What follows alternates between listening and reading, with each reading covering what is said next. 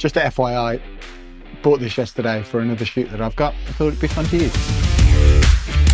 So, do only failed wedding photographers shoot weddings? Well, in my opinion, absolutely not. So I've been shooting weddings for just over 15 years. And would I put myself in a failed photography category? No way. In my opinion, shooting weddings is one of the hardest things you'll ever do as a photographer.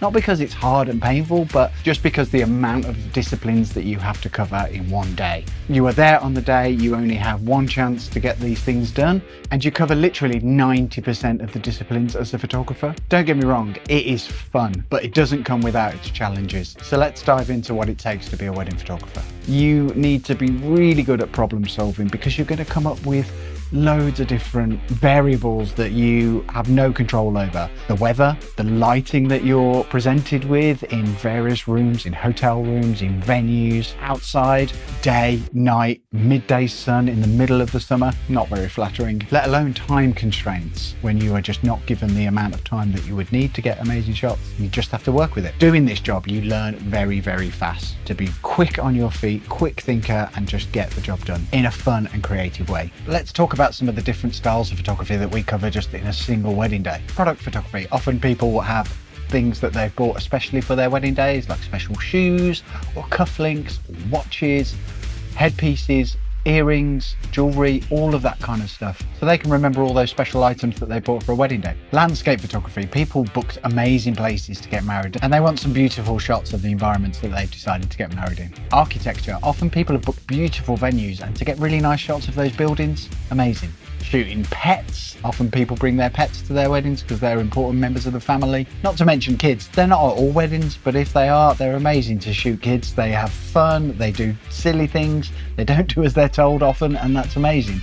But to get good shots of them, you have to get really good at understanding kids, how they work, and being able to work with them and get them to trust you. It's intimidating when you've got a big camera and you try and get photos. Kids can get shy. And then there's portraits. Often can be a really important part of the day to get really nice shots of the couple looking amazing on their wedding day and understanding light, positioning, and working with people that aren't professional models. Then you've got reportage. You know, just going around the day and shooting people having a good time, having a drink. They don't even know you're there. I get so many comments on people saying, oh, I always like those photos when you don't even know they're being taken. You have to get good at being comfortable in the environment and making people feel comfortable around you so they can just get on with their day and you can just get these nice shots of people having a great time. Not a must-have, but with the accessibility of drones, it's always nice. I always have a drone in my bag and I treat it as another camera in my camera bag.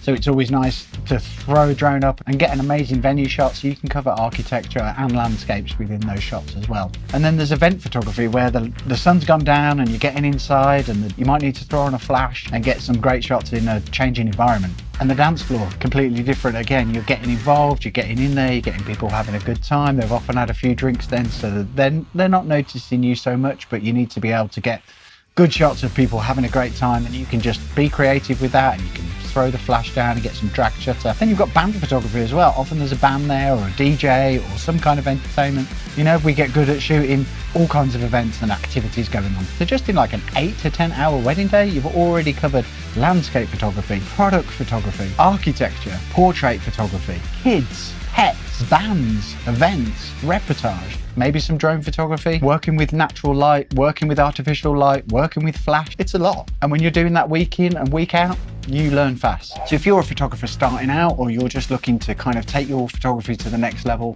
I highly recommend going and shooting some weddings. You will get to hone your skills so fast. And equally as important, you'll get to know the style of photography that you like and the stuff that you don't like. And you get the opportunity to just try new things that you might not get that opportunity to do in other scenarios. So if it is something you might want to give a go, I mean, how do we even try? I mean, with someone that has never shot a wedding before, you don't just jump in and go and ask your friend to go and shoot a wedding. That's far too much pressure. The way I went about it was going and shooting for other people. This gave me a great opportunity with less pressure to go and watch a professional photographer at work, learn from them, and hopefully get some good shots for them as a second shooter. So how do you go about doing that? If you're a photographer starting out or you're just interested in photography, you're an amateur and you want to take it to the next level and try and make this your job, how do you even get into that environment?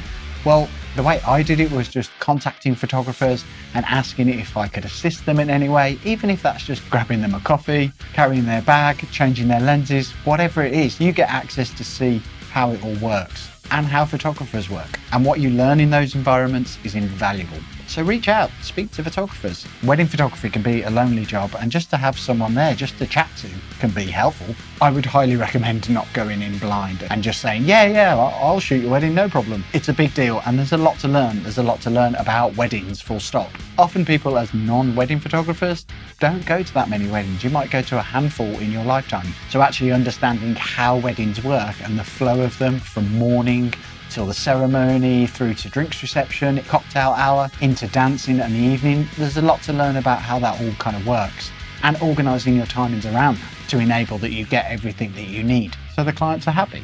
Equally, if you do get the opportunity to work with others, I would recommend just staying honest and humble about what you are looking for out of this. If you do get some banger images, be respectful of other photographers. Don't go out posting all your shots around on social media or your website without checking with the photographer first. Make sure they're comfortable with it and making sure that the couples are comfortable with it too. If the photographers are happy for you to go and share that work, absolutely go ahead. And maybe say this was a wedding that I, had the joy of second shooting for We Are the Clarks, or whatever that is. I hope you enjoyed this brief insight into the life of a wedding photographer and what it actually takes to be able to do it. I am forever grateful to have the opportunity to be able to shoot weddings, because it has made me a better photographer, no doubt. And I would advise any photographer to just do it once, just to see what it's like and just see what you can learn from it. I hope you enjoyed the video. Please consider liking and subscribing. That will really help out and will encourage me to make more videos. Until next time, bye.